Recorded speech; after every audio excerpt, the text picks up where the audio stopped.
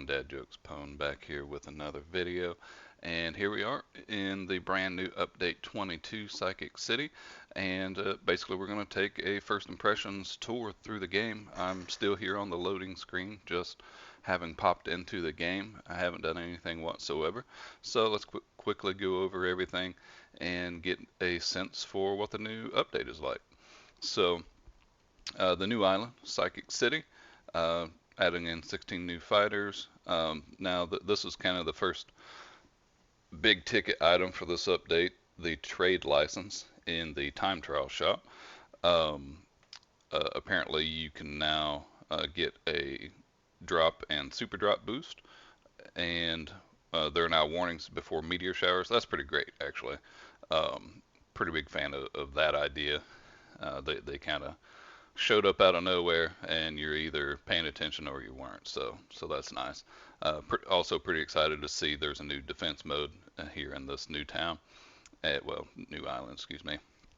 The level cap has now increased to 270, so I no longer have any max level characters, but that's bound to happen. Um, Drop chance now affects meteors, so that's pretty cool. If you have a solid team for drops for both defense mode as well as for time trial, you already are in good shape here for meteors, so that's great. New draconic passive.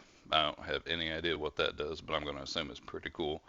And then you can also now use boosts in time trial. I don't really know how I feel about that. Um, I guess we'll have to play with it and see. Time trial chests can now drop world shards. That's interesting. I just hope it doesn't hurt time trial shard drops as a result. And then just your standard bug fixes and so on and so forth. So let's go take a look at the new world, Psychic City. Costs 10 quadrillion to get in. I think I can afford it. And let's go have a peek around. Alright, so immediately getting XYZ Metropolis vibes a little bit here. What in the world is happening over here? Huh. Wow, they dramatically changed the way Golden looks. That's interesting to know. Gonna go ahead and grab this quest. I'll certainly do that off screen. But I do encourage everyone to do these quests as quickly as you can. You always want to be as up to date as possible on the quest chains, just for the simple fact that it boosts your yen. The new mounts aside, being able to go a little bit faster on the new mounts, it's arguably more important to be able to get that additional yen when you're actually grinding out for yen. So that's important. Just a really quick note: the quest was actually broken. It was still for the last island at first, so you need to get into a new server in order to be able to do the quest properly. Just wanted to let everyone know that that came through Direv via the Discord, but it's now fixed. Well, that's a pretty cool place actually. Okay, so that was the final boss back there. I just wasn't paying the best attention, as it turns out. So the newest boss has 3.9 E health. Oh no, it was around this other corner.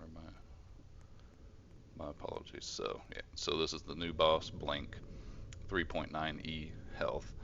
Um, I don't really anticipate it being a huge problem for my team, but I'm assuming going to be a challenge for some of you others. If you hadn't noticed, I do now have my Yeti shiny sword out of the incubator, level 246. Got him out last night just in time for this event, and he is now sitting at 650 trillion damage. And well, now it was 4 levels to go until level cap. It's obviously now 24 levels until the new level cap. For those of you who were wondering, after I went ahead and updated you regarding the new status for my shiny sword with Yeti, my DPC is now sitting at 1.01 quadrillion. So pretty nice boost over where it was before. Um, that's obviously largely due to Yeti, but I also pumped a few extra levels into a couple of my, well, actually three of my Leader 3 units. I haven't added any additional to my shiny legendary Leader 3 for the simple fact that I fully intend to replace it as soon as I roll Leader 3 on something stronger. But that is the current status of my DPC now. Man, I really can't imagine what shiny shiny red bat's going to end up looking like at level 270. Holy cow, 270. Holy crap. Wow. And again, that's not factoring in the fact that he has boosted talents for base damage as well as blessing passive, so it's going to be even more ridiculous than that. So, wow. Wow, we may actually cross the 10 quadrillion threshold, um, and we were thinking that 1 quadrillion was pretty OP. All right, so let's start breaking down this new update. And first thing I'm going to look at is the new time trial item trading. See, I'm assuming there's going to be a cost with that. Yeah, so 1,000 time trial shards to get the trade license. I don't know how I feel about the trade license. All I'm going to say is don't be a beggar. No one likes beggars, and there's already enough of that in this game.